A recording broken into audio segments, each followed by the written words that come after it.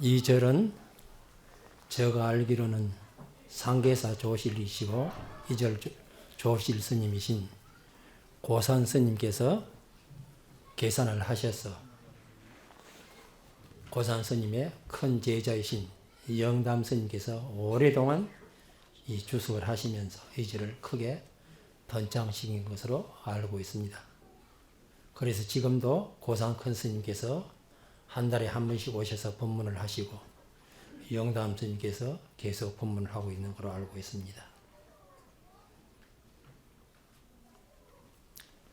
옛날에는 먹을 것이 없을 때는 도토리를 주워다 가지고 묵을 만들어 먹고 그것을 국수로 만들어 먹었습니다. 그래 먹을 것이 없어지니까 워낙 가난하니까 그리 먹었습니다. 근데 요새 사람들은 먹을 것이 너무 많으니까 옛날에 배가 고파서 먹던 도토리 국수나 도토리 묵도 요새는 별미가 되었습니다. 아마 오늘 저를 초청한 것도 그런 것이 아닌가 저는 생각합니다. 맨날 고산 큰 스님의 좋은 법문만 들으시고 영담 스님의 좋은 법문만 들으시다가 조금 이제 식상이 되니까 저같이 시원찮은 사람도 불러가지고 도토리 묵 한번 먹어보자 부르는 모양입니다. 그렇습니까?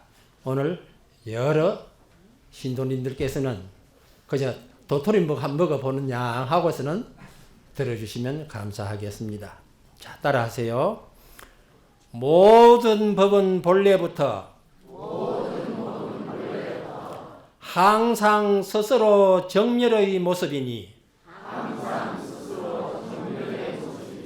부처의 제자들이 도를 행하여 마치면 내세 부처를 이루리라.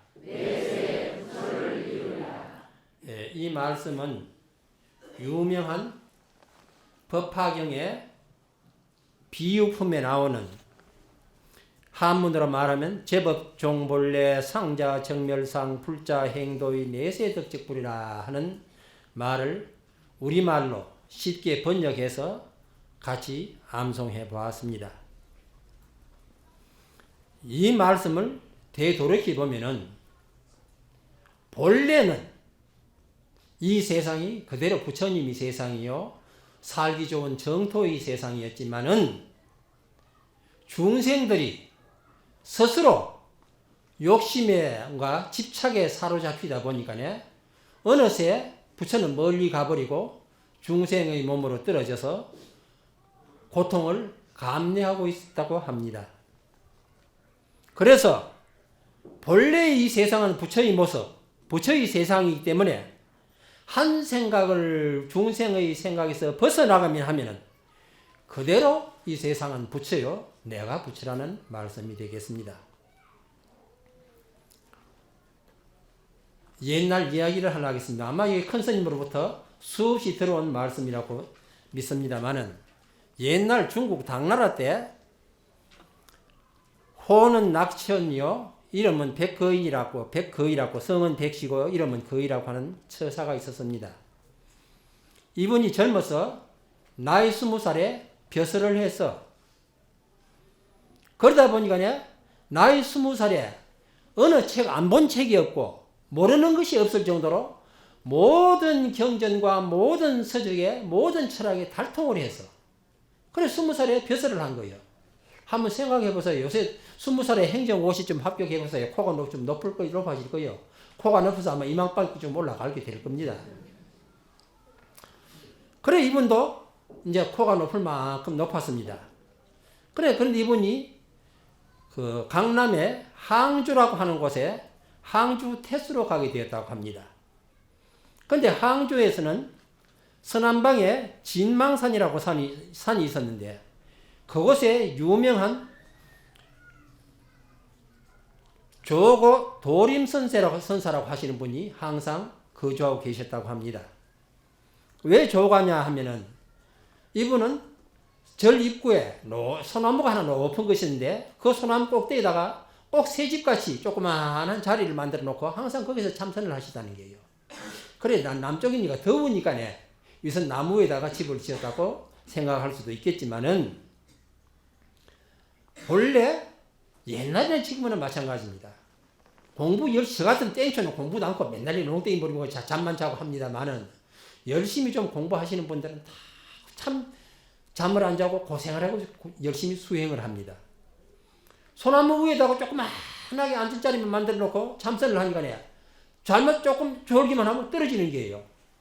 그래 스스로 자기 자신을 정체하기 위해서 소나무 꼭대기 위에 다음에 집을 지어가 살았던 모양입니다.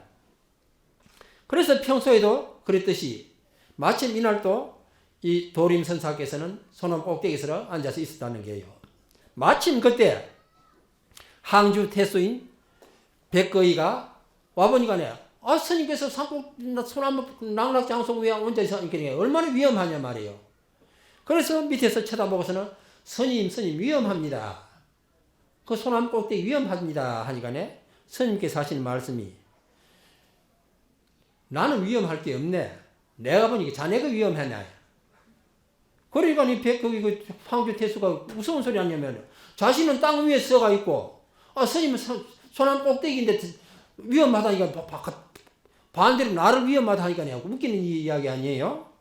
그러니까 이 백거의 처사하는 말이 나는 땅 위에 있고 지위가 한 고을의 강산을 누르고 있는 태수입니다. 내가 요새 말하면 부천시장쯤 됐는데 내가 왜 위험하냐 말이요. 내 말 한마디면 부천시 전체가 벌벌 뛰어떠는데 그 항저우에 가보니까 인구가 제가 항저우 갔다 온 지가 한 15년 됩니다만은 그때가 인구가 80만이더만요. 그러니까 부천시하고 비슷하죠. 15년 전에 80만이니까 지금 100만 넘었겠죠. 그리고 부천시도 제가 알기로는 인구 한 100만 인구로 알고 있습니다.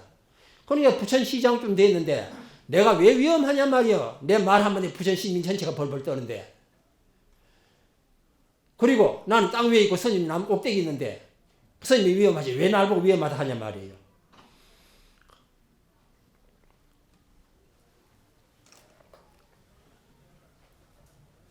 그러니까 나는 강산을 누르고 있는데 왜 위험하다고 합니까? 하니까 스님께서 하신 말씀이 썸나무는 아세요? 나무 가지를 짜 옛날에는 솔갈비라고 그러나요? 소나무 가지를 해가지고 뗄나무를 했잖아요. 섬나무가 불길과 서로 교섭하고 알의 성품이 멈추지 않으니 어찌 위험하지 않겠느냐. 너 알고 있는 너가 지금 많이 알고 있다 하지만은 그 아르마리가 오히려 너 자신을 괴롭히고 있다는 소리입니다. 사실은 우리가 냉정하게 생각해 봅시다. 우리 지금 여기 머리가 허연 분들이야 옛날에는 교육받기가 힘들었습니다. 저 자신이 옛날에 초등학교 들어가는데 시험을 보고 들어갔습니다. 일제 때인데요. 학교 들어가고 싶어서 들어갈 수가 없는 게예요. 조선 사람은 학교 안 넣어줬습니다. 같이 이웃에 일본 아이가 사는데 일본에는 시험을 안 보고 바로 들어가는데 조선 사람은 시험은 보고 들어갔습니다. 다행히 저는 저 속가의 부친이 상당히 일찍이 깨치신 분이 돼가지고 그 당시에 저를 유치원에 보냈습니다. 유치원이 그 성 안에 제가 사는 곳이 병령이 울산 지금 중구인데 그 당시에 울산군 하상면인데 하상면에 성이 있었습니다. 그래 그 성 안에 그 조선 군인들이 살았기 때문에 그걸 지금도 이름이 병령이에요. 동네 이름이. 근데 성 안에 그 조그마한 유치원이 있었습니다. 그 유치원에서 지금같이 훌륭한 건물이 아니고 동사무실에서 유치원을 했습니다. 그래 한 40명이 되었거든요. 다행히 유치원에 다닌 덕으로 시험에 그리 어렵지 않게 저는 합격을 했습니다. 그래서 이웃에 내 또래가 5인데 저가 하나가 합격이 되고 4명이 떨어졌어요. 근데 그때도 초등학교도 그 당시 국민학교인데 국민학교도 엄청 그때는 월사금이었죠. 요새는 수업료죠. 그때 수업료가 엄청 비쌌습니다. 그 등록금을 미처 못 내면 그 차석으로 떨어진 사람이 등록금을 내면 그놈을 합격시키는 게 그걸 보결이라고 합니다. 그래서 저 앞집 애가 저 아버지가 정미소리 때문에 꽤 돈이 있었습니다. 그래 걔가 보결로 들어가서 초등학교 5사람 모았는데 저거 저 또래 2사람이 들어갔습니다. 그만큼 교육을 받기 힘들었습니다. 그 대부분이 초등학교도 못 다닌 사람이에요. 그런데 요새 어떻습니까? 우리나라가 세계 교육 수준에서 톱을 달리고 있다고 합니다. 대학 진학률이 87%랍니다. 미국과 일본보다 앞선답니다. 그런데 어떻습니까?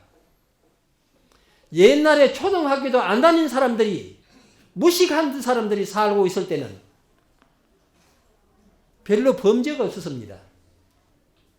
옛날에는 제가 어릴 때 집에서 아버지 제사 지내기 위해서 봄이니까 쌀이 귀하거든요. 방아를 찧어서 살을 두는데 밤에 도적이 와서 살을 한 가마니 홀딱 갖고 가버렸어요. 온 동네가 들끓고 야단이 났습니다. 도적 생겼다고. 근데 요새는 뭐가 도적이 들어와서 뭐 다이 하나 가지고 가도 문제를 안 삼는다면 또 하더만요. 왜 그러냐? 그만큼 범죄가 들끓고 있기 때문에 그렇습니다. 교육 수준이 높으면 교육을 시킬 때는 다 같이 너나 나나 잘 살고 편안하게 살기 위해서 교육을 시키는데 그 교육이 도로여 독이 되어 가지고 이 세상은 점점 더 불안한 사회로만 점점 흘러가고 있습니다. 이 말이 그 말입니다. 너는 많이 알고 있지만 거기 독이 되어서 너를 하여금 괴롭히고 있는 게예요. 바로 도림선사는 그걸 지적하신 겁니다. 그리고 너가 지금 벼슬이 높다고 하지만은 나는 나무 위에 있지만은 떨어질 벼슬도 없어. 사실 저도 방금 이거 주지선께서 소개했듯이 본사 주지를 월정사 주지를 12년을 했습니다. 학생 2만 명을 거느린 이사장도 했습니다. 하니간에 그때는 항상 불안해. 계속 검찰이 불려서 다녔습니다. 계속 고소를 하고 자꾸 나를 못 살게 하는 거예요. 월정사 재산이 우리나라에서 제일 부동산이 많은 절입니다. 개인 소유가 제일 많습니다. 5,900 정보입니다. 한 정보가 3,000평이거든요. 5,900 곱하기 3,000 해보세요. 땅이 얼마나 많은가. 그 재산을 지키려고 하니까 맨날 재판이라.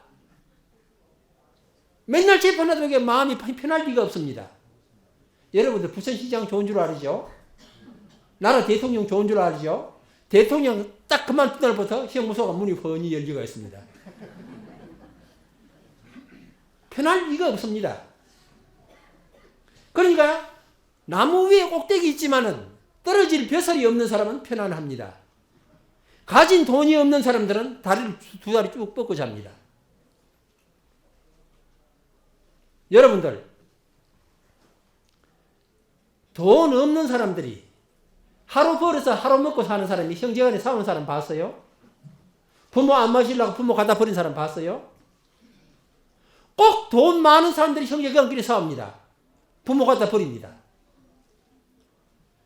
내 누구라고는 이야기 않습니다. 우리나라 유명한 재벌입니다. 영감님 딱 죽고 나니까 사형제끼리 재판이 붙었습니다. 또 어머니가 계시는데 어머니 생신 때 큰 며느리 혼자 왔다라는 게 손자도 하나도 안 오고 아들도 한 놈도 안 오고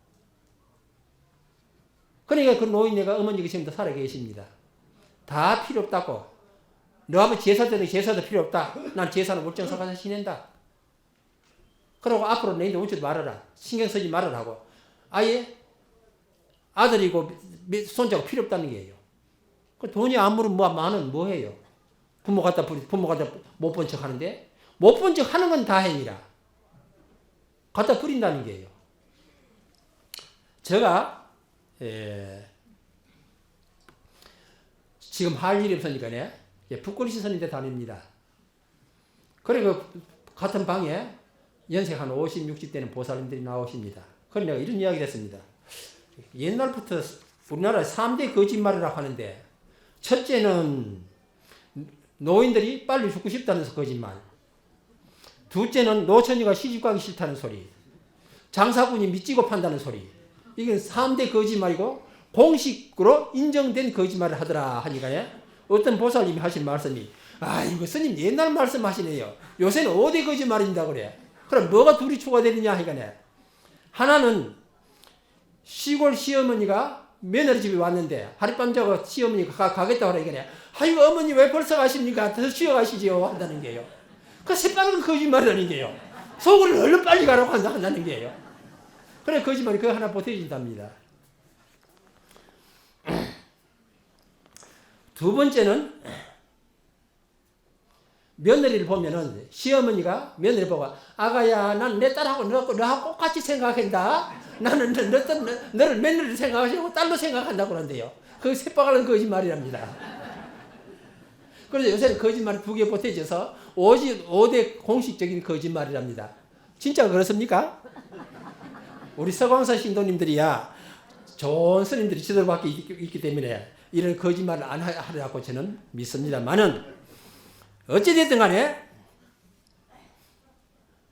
이 백거이가 도림선사 앞에 처음 말을 걸었다가 본전을 못 찾은 게예요. 그래 방에 들어갔습니다. 그래 방에 들어가서 그때야 인사를 하면서 이 거사가 도림선사에게 이렇게 물었습니다. 불법의 대의를 간단하게 한 말씀을 일러주십시오. 부처님의 가르침을 간단하게 한마디를 일러달라고 했다는 거예요. 그럼 한번 생각해 보세요. 나이 20살에 고시에 합격하고 모든 책을 안 본 책이 없는데 부처님의 말씀의 대의를 몰라서 물었겠어요? 그러니까 이건 떠보는 거예요. 그러니까 이 스님께서 첫마디 말 그대로 딱 한 소리가 제약막작하고 중선봉행하라. 모든 악행은 하지 말고 모든 착한 일은 받들어 행하라 했다는 거예요. 그리고 사실 이 말씀은 부처님의 말씀 가운데 칠불통제계를 해가지고 모든 부처님께서 공통적으로 하신 말씀이 있습니다. 그 법문 가운데 제약막작하고 중선봉행하라. 자정기하고 지기하면 시제불견이라. 스스로 그 뜻을 깨끗이 하면은 그것이 모든 부처님의 가르침이라 하는 것을 뒷구절을 빼버리고 앞구절만 이야기해 준 거예요. 하니까 이 거사가 하신 말씀이 예 스님 그런 말씀 정도는 삼적 동자도 알고 있습니다. 이 세상에 착한 일을 하면 좋은 줄 누가 몰라요? 악한 일 하면 안 됐다는 소리 누가 모르냐면 다 아는 소리요. 그 말입니다. 그 정도는 삼적 동자도 알고 있습니다 했다는 거예요. 하나님께 스님께서 맞아. 삼적 동자도 알고 있지만은 80 늙어지도 행하기는 어려우니라고 했다는 거예요. 그래 꼼짝 못했답니다. 오늘 제가 바로 말씀을 드리고자 하는 내용은 이것입니다. 여러분들께서 큰 스님들의 법문을 계속 들어오셨고 영담 스님이 제가 알기로는 저는 이곳 주지 스님을 마음속으로 저보다 나이가 한 20살 아래고 또 후배고 하지만은 저는 참 무척 속으로 아끼고 어떤 면에서는 저는 존경을 합니다. 왜냐하면은 우리나라 지금 젊은 스님들이 풍조가 큰 나쁜 풍조가 병들어 있습니다. 그게 무엇이냐면 각자가 주지는 가려고 하는데 큰절 주지 어름한지는 안 가려고 그래. 저리 비서도 안 가려고 그럽니다. 근데 그럼 좀 신도가 모일만 하면 저리 주지 서로 가려고 야단이요. 근데 가서는 어떻게 하느냐. 학생회도 귀찮으니까 안 해버리고 청년회도 귀찮으니까 안 해버리고 다 안 해버립니다. 그래 편히 살려고만 합니다. 그런데 이곳 우리 영담 스님께서는 뭐 유치원 어린이집만 해도 뭐 5개를 6개를 운영하고 있다나요? 또 무슨 복지 시설을 5개인가 또 운영을 하고 있다 합니다. 세상 이게 참 저도 해봤지만 귀찮은 일입니다. 힘들고 귀찮은 일을 안 하려고 하는 것이 선임뿐 아니고 우리나라 젊은이들이 대체적인 흐름입니다. 그런데도 불구하고 그걸 마다하지 않으시고 스스로 힘든 일을 맡아가지고 학생회 만들고 어린이법회 만들고 청년회 만들고 또 가정법회 다니시고 그것도 모자라고 뭐 사회복지법인 뭐 거기 하고 또 만들고 뭐 어린이집 만들고 참 힘든 일입니다. 좋은 것을 좋은 다 하는 것을 누가 모르냐 말이에요. 하지만은 실천 면에 들어가면은 너나 할 것 없이 말만 입만 뺀들뺀들 해가지고 입만 까졌지. 공부하라고 하니까 공부를 해가지고 입만 까졌지. 가장 쉬운 부모는 갖다 버립니다.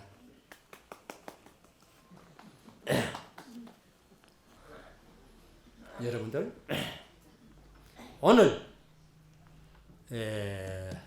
제가 이 자리를 초대받았기 때문에 저는 아까 방금 소개를 받듯이 저는 법화경을 연구를 한 20여 년간 했고 강의를 한 20여 년 했습니다.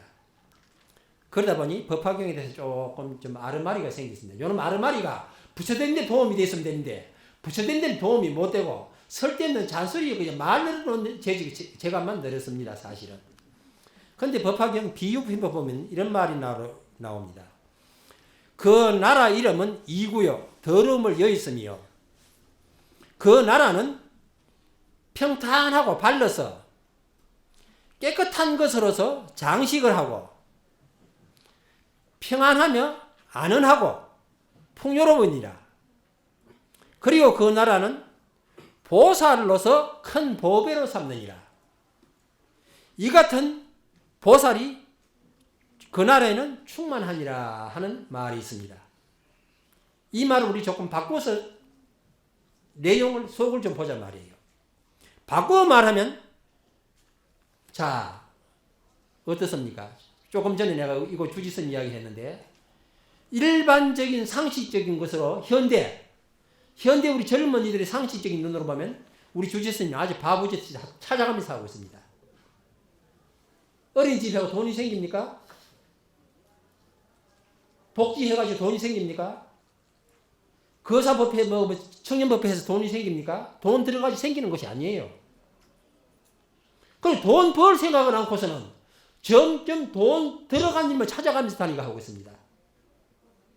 그건 현대적인 자본주의 개념에서 본다면 그건 바보짓이에요.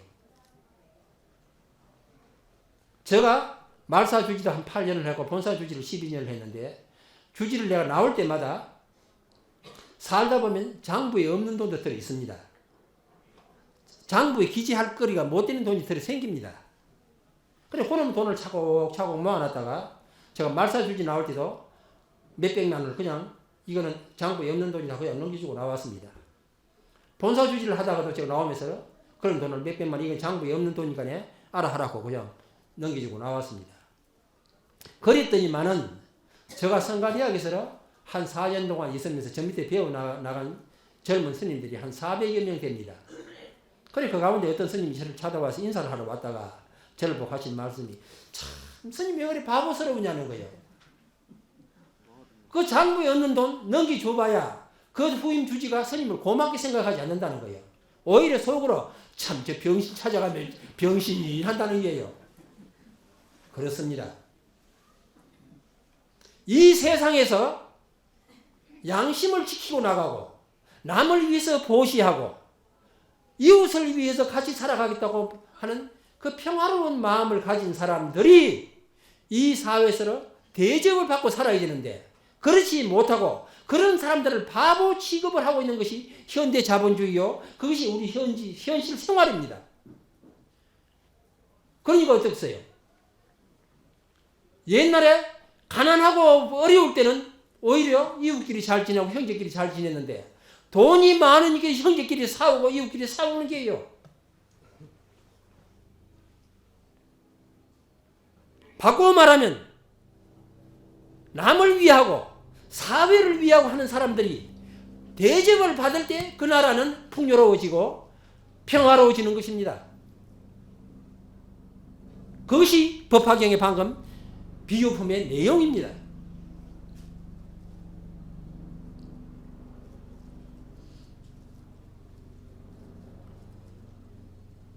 저는 사실은 제가 태생이 저 어머니 외할머니 때부터 크리스찬이었습니다. 그래 외할머니 집안이 우리 외가가 상당히 그 지방에서 그 양반일하고 꽤 뭐 부자 모양인데 그러니까 차마 공식적으로 교회 못 가고 살살 뒷궁으로 다녔던 모양입니다. 그래 어머니가 그걸 이어받아 가지고 아버지가 계실 때는 교회 나갈 생각도 못했습니다. 뭐 욕을 막 하니까 호통 막 치니까요. 미친 것들이나 그 예배당에 가지. 지정신 가지고 예배당에 가. 또 절에 가면은 지정신 가진 것들이 절에나 하고 가느냐고. 공자님 맹자님 그 가르침을 해야 된다고. 금방 못 가도록 했습니다. 그래서 사실은 아버지가 일찍 돌아가서 아버지 돌아가시자마자 어머니가 거기 때부터 교회 나왔거든요. 그 지금도 제가 속가에 9남매입니다. 많지요? 옛날에 다 그래요. 생일에 나타보니까 아니라 옛날에 다 9시, 10시 다 그랬습니다. 그리고 제일 위에 큰 누님이 92에 돌아가시고 지금 둘째 누님이 금년에 94인데 치매가 걸려가지고 지금 야단이 났어요.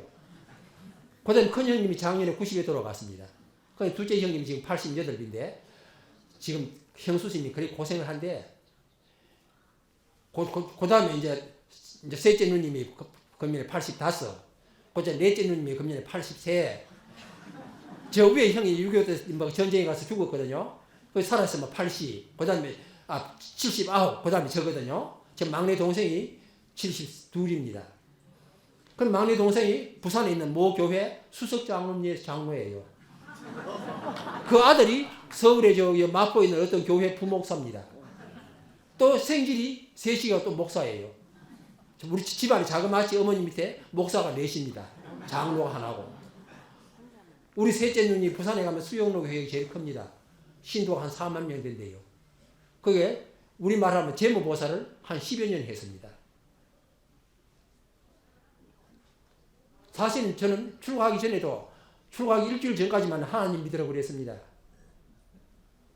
우연한 기회에 제가 참 부처님 제자가 되려고 그랬는지 죽을 고비를 그렇게 많이 넘긴데도 죽지도 안 하고 또 어떻게 돼가지고 부처님께서 불러주셔서 전에 들어와가지고 그것 때문에 큰 스님 소리 듣고 있습니다만은 저는 사실은 큰 스님이 아닙니다.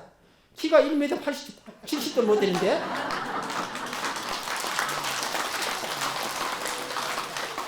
그러면 또 큰 법을 깨닫지 못겠는데 저는 깨치는 거 요만큼 못 깨치거든요. 여러분들 깬다는 말이 뭐예요? 잠에서 깨다. 또 물병을 깼다. 어떤 고정된 관념에서 벗어나는 것이 깨침입니다. 근데 저는 고정된 관념에서 아직 하나도 못 벗어났거든요. 밥 먹어야 사는 줄 알아요. 아프면 병원에 가야 되는 줄 알아. 고정관념에서 하나도 못 벗어났습니다. 저는 냉정하게 어떤 날은 저녁에 가만히 누워서 자꾸 나를 보고 큰 스님이래. 내가 얼마나 큰 스님인가 하고 반성을 해보면 하나도 큰 스님이 아니라 고정관념에서 하나도 내가 못 깼고 정신적으로는 육체적으로는 키가 1m 70도 못 되게 또 큰 스님이 못 됐고 하나도 큰 스님이 못 됐습니다.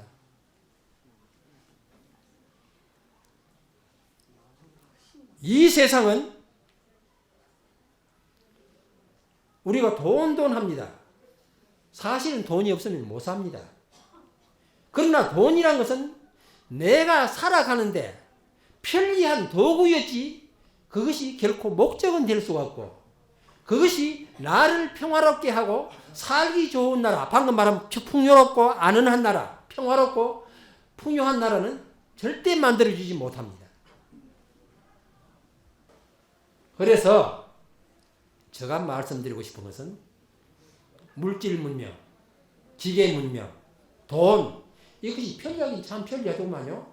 제가 아마 오늘 제가 사는 데에서 여기까지 버스 타고 지하철 타고 왔으면 아마 한 2시간 걸렸을 거예요. 그래 저는 이제 성령 타고 오면서도 길을 모르니까 1시간 한 반 걸리려나? 얘야 조금 일찍 출발하자. 1시간 한 11시부터 법회라고 그러니까 9시 한 20분에 출발하면 되겠지. 1시간 한 반 걸리면 한 10분 전에 도착할 것이다 하고 와보니까 1시간 딱 안 걸리구만요. 그래 참 그럼 세상 좋긴 좋아졌다. 우이동에서 여기가 길이 100리가 가까이 되는데 1시간 만에 오다니 참 세상 좋기는 좋다고 생각합니다. 하나 그 편리함이 결코는 이 세상을 평화롭게 해주지는 못한다는 겁니다. 여러분 돈 없으면 당장 생활하기 불편해요. 차 없으면 당장 불편합니다.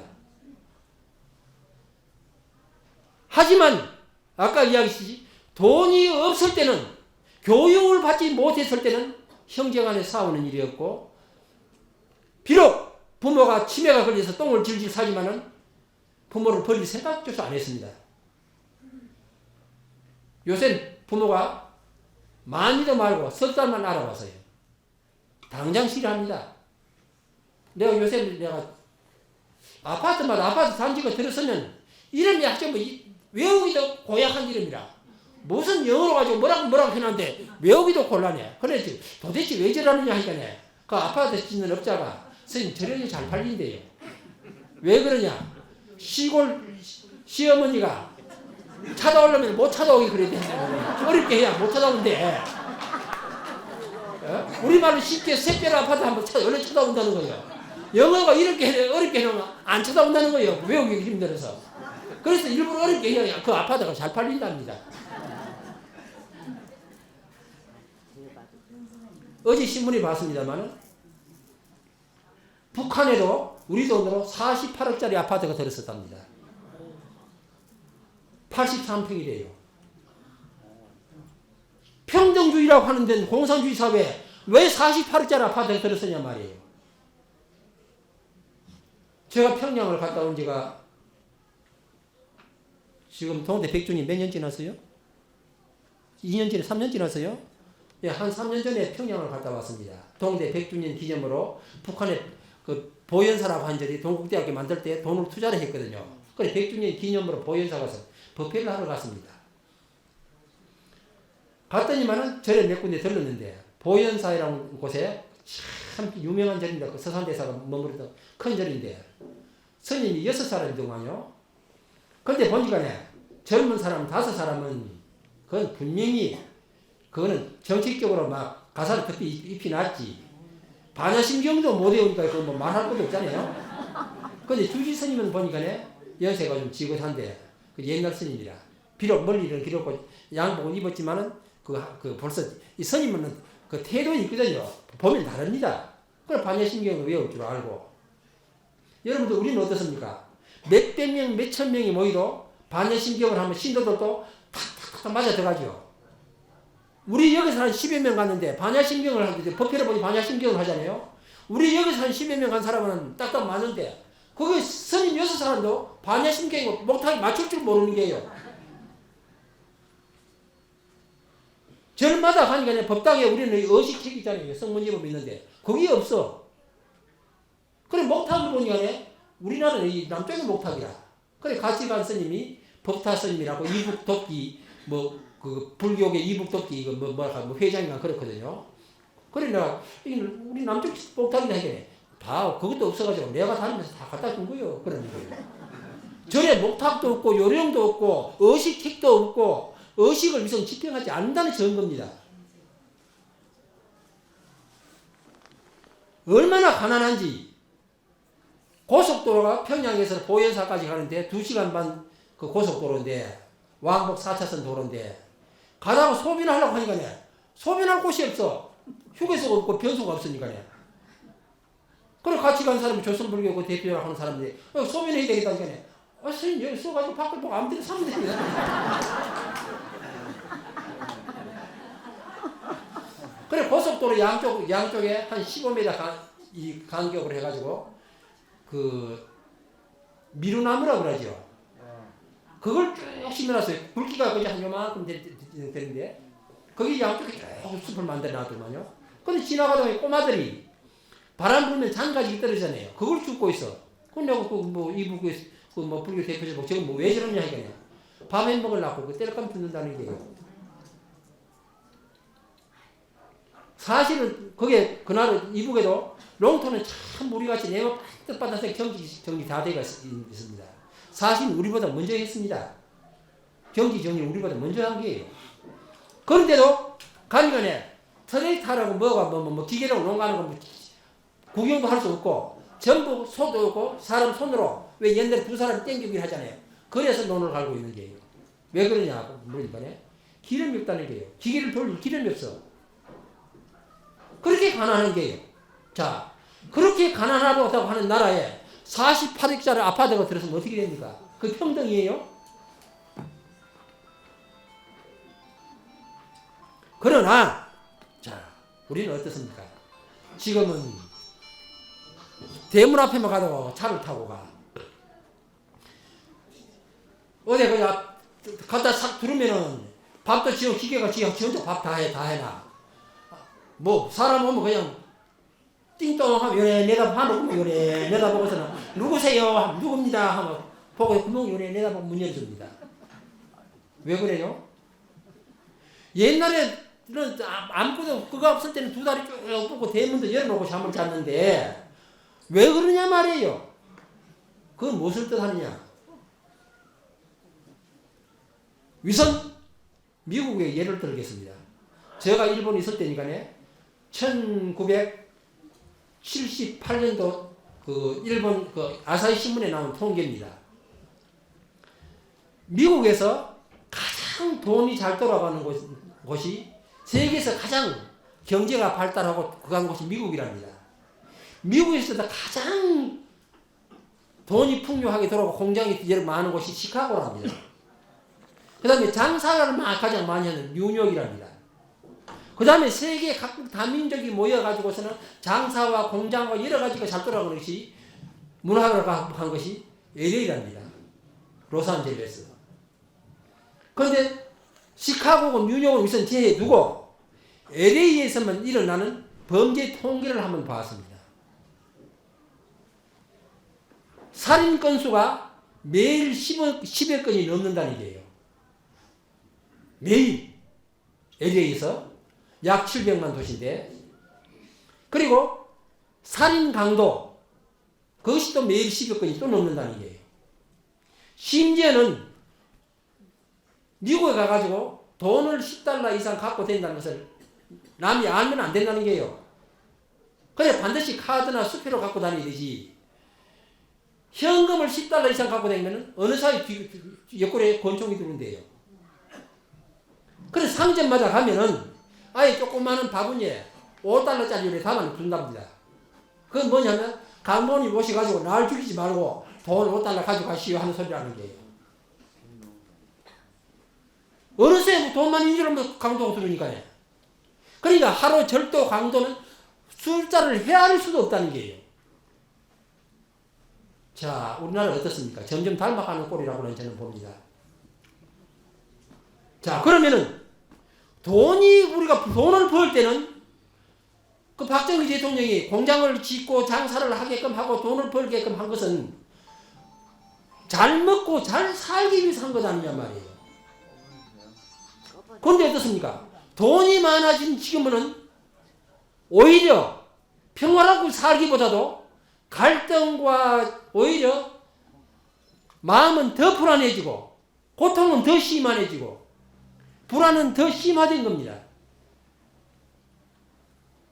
결론적으로 말하면 돈과 물질 문명이 결코 우리를 평화롭게 하고 잘 살게 하는 것이 아니라 점점 갈등과 불안만 더 조성한다는 겁니다. 그렇다고 해서 제가 그럼 돈 다 갖다 버리고 못 살자는 것은 아닙니다.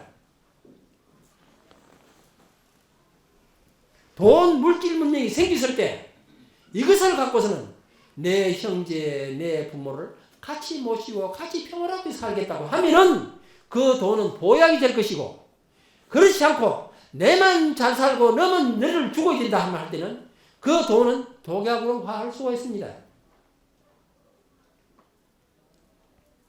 같은 거지만은 같은 돈이지만 독약도 되고 보약도 되는 것입니다.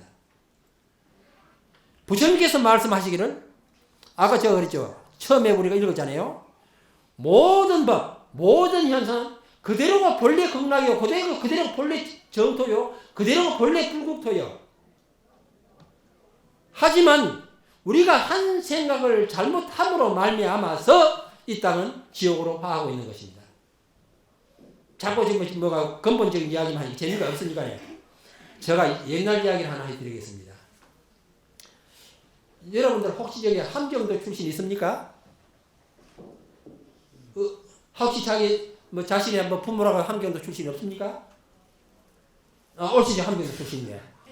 함경 사람을 부처를 뭐라고 하는지 알아요? 부처. 부태합니다. 처가 안 돼서 부태합니다. 쌀은 경상도 사람은 상시오시한테서 쌀을 그러죠. 또 함경 사람은 찰을 그럽니다. 살이 안 돼서 찰을 그럽니다.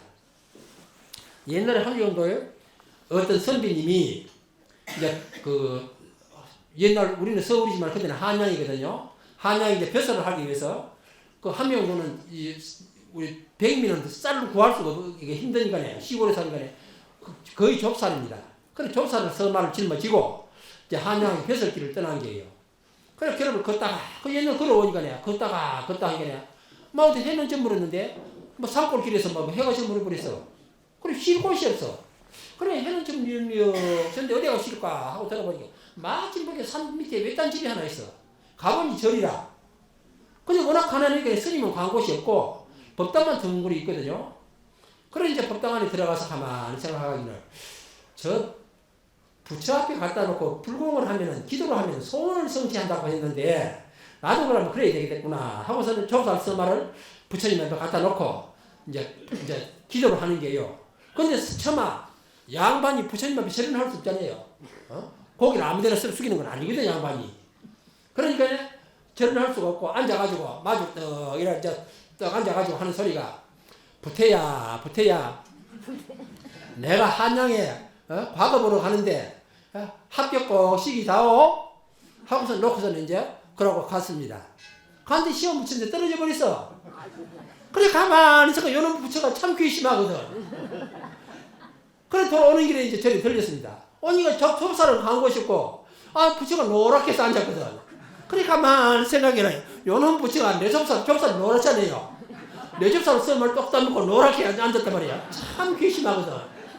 그래 이제 불상을 잡고서는 흔들단 말이야. 흔들면서 이놈의 부태야 너가 내 접사를 썸을 똑 따먹고 달라는 벼슬은 안 주고 이놈의 부태야 내 접사를 내놔라 내 접사를 내놔라고 잡아 흔든 게요. 흔들다 보니까 툭 넘어져 버리거든. 넘어지는 게 석불이라서 돌덩어리라. 그 옛날 사람들은 석불을 흔히 미륵이라고 그랬습니다. 실제는 미륵이라고 해서 미륵 부처님이 계시된 미륵인데 일반적으로 돌 부처님을 석불을 미륵이라고 그랬습니다. 일반 사람들 그걸 무식하게 하는 소리겠죠. 부태에서 부태가 멍멍했더만 미륵이 택기를 두고 부태했구만. 요놈의 부태 내 덕탈만 따놓고 노랗게 해져서 달라는 빚을 해니까 에이! 이놈의 거짓말 했다고 해서 가버리더랍니다. 자 여러분들 우리가 절에 오면은 시험 때 되면 부처님 앞에 와서 기도합니다. 남편 성진시키달라고 부처님 와서 절합니다. 또 돈 벌어달라고 부처님께 절합니다. 저는 냉정하게 사실은 이런 소리는 제가 복이 없어. 우리 여기 조실 스님께서는 복이 많아가지고 상자도 훌륭한 상자도 많고 신도도 많고 한데 저는 우리 절이 살기가 그렇게 어렵대요. 신도가 별로 없습니다. 그래 이런 소리 하는 게 복이 없는 거예요. 본래 바른 소리 하면 본래 복이 없습니다.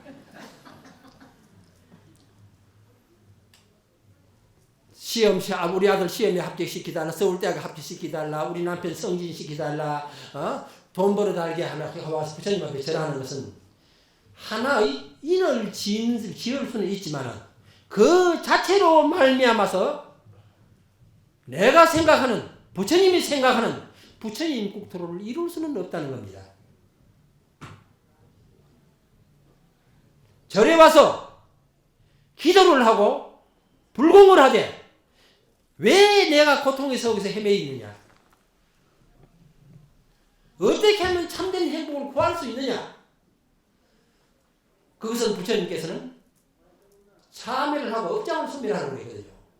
업장을 소멸하고 참회를 부지런히 하면은 부처님으로 너와 나와 부처가 둘이 아니게 참된 행복을 이룰 수 있는 길을 내가 터득할 수 있겠지만은 그렇지 않고 그냥 아까 선비가 같이 부처 앞에 갖다 놓고 너 조사 서마 갖다 놓고 내가 절한다 해가지고 복을 그대로 굴려드릴 수는 없는 겁니다.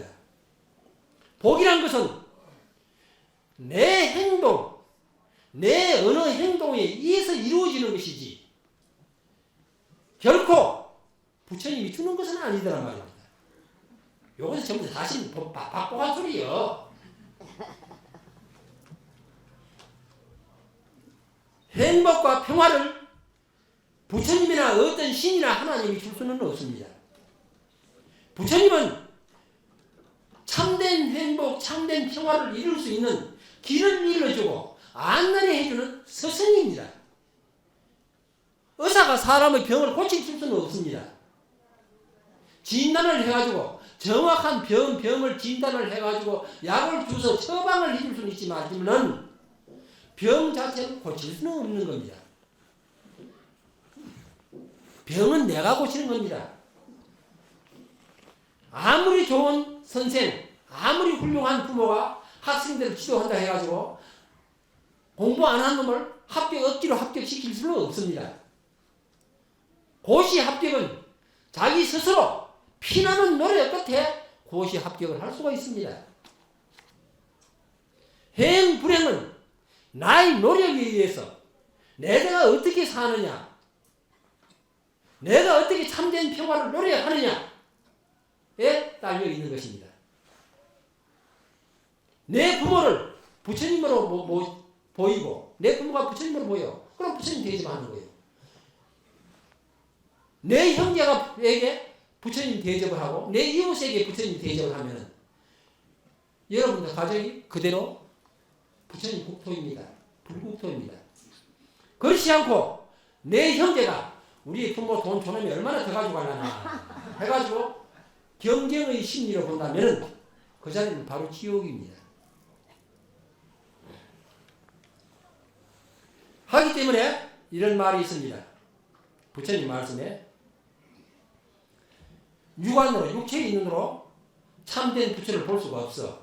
또 육체의 귀로서 부처님의 참된 법문을 들을 수가 없어. 그러나 부처의 법문을 듣고 실천하는 자는 육체의 눈 그대로 참된 부처를 볼 수가 있고 부처의 참된 음성을 들을 수 있다고 부처님께서는 말씀하시고 있습니다. 이것이 법화경 법사품에 나오는 소리입니다. 내 욕심에 사로잡혀 있는 한, 삿된 집착에 사로잡혀 있는 한은 절에 와서 아무리 부처를 보려 해도 형상적인 부처는 볼 수 있을 거예요.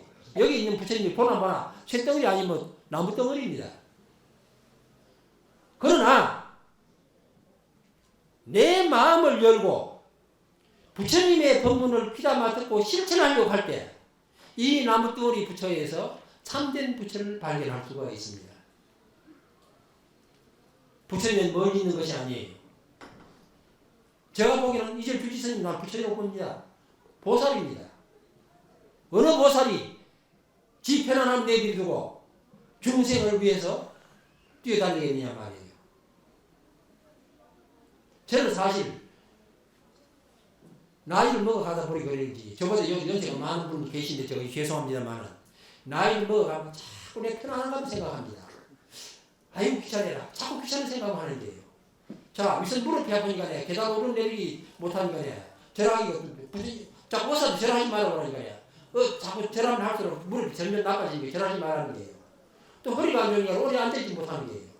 그래서 자꾸 누워야 돼. 그러니까 만사 귀찮아져.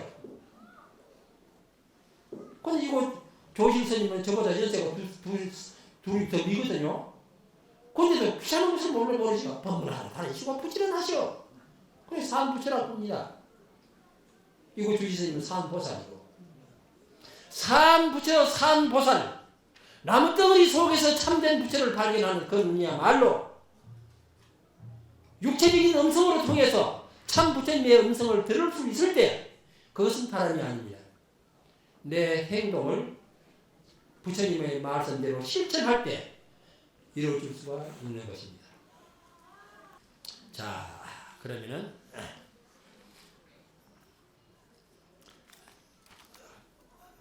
한마디만 하고 마치겠습니다. 지혜 풍고 고시 생출한데 진공을락 망횡이네나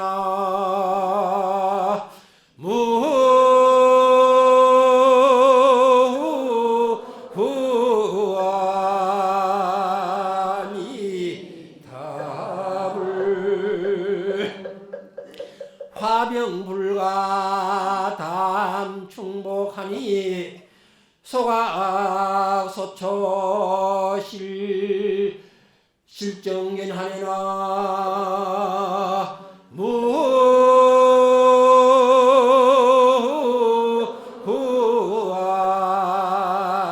무구함이 답을 지혜의 바다 바람은 높고 생각의 물결은 이는데 하늘의 달은 지고 번뇌 구름은 길게 걸려있네. 구름의 떡으로는 줄인 배를 채울 수 없으니 모든 책을 불태운 것은 이 절실한 마음이었네. 그렇습니다. 구름의 떡으로 배고프다고 해서 배를 채울 수는 없습니다. 아무리 많은 책을 읽고 좋은 본문을 많이 듣는다고 해도 생생한 체험이나 실천이 없으면 그것은 그림의 뜻과 같습니다. 오늘 여러분들과 제가 1시간 동안 여기 앉아서 떠들고 들었습니다. 그러나 그 말 가운데 단 조그마한 한 가지라도 내가 실천할 때는 그것이 그림의 떡이 아니라 떠먹는 밥이 되고 영양가가 될 것입니다. 그림의 떡이나 법문이나 그러나 경전마저 없으면 사실 뜯은 사람이 없으면 부처님 법도 전할 수가 없는 게요. 경전이 없으면 부처님 말을 전할 수가 없습니다. 뜯은 사람이 없으면 부처님 말을 전할 수가 없습니다. 하나 그것은 어디까지나 방편에 지나지 않습니다. 서울 가는 사람이 여기서 고속도로로 차를 몰고 달릴 수도 있을 것입니다. 부산에 가서 가는 사람은 KTX를 탈 수도 있고 비행기도 갈 수가 있고 고속도로 차를 타고 갈 수 있습니다. 그건 방법입니다. 방편이에요. 그러나 그 방편마저 없다면 서울은 서울이고 부산은 부산입니다. 부처는 부처고 중생은 중생이 지나잖아요. 그러나 그 방편에 따라서 내가 잘 실천만 하면은 그것은 곧 부처가 멀리 있는 것이 아니고 내 속에 있고 내 이웃에 있고 내 방 안에가 있는 것입니다. 오늘 제가 방금 말한 것은 조선시대 유명한 청어 서산대사의 제자 청매대사가 읊은 시입니다.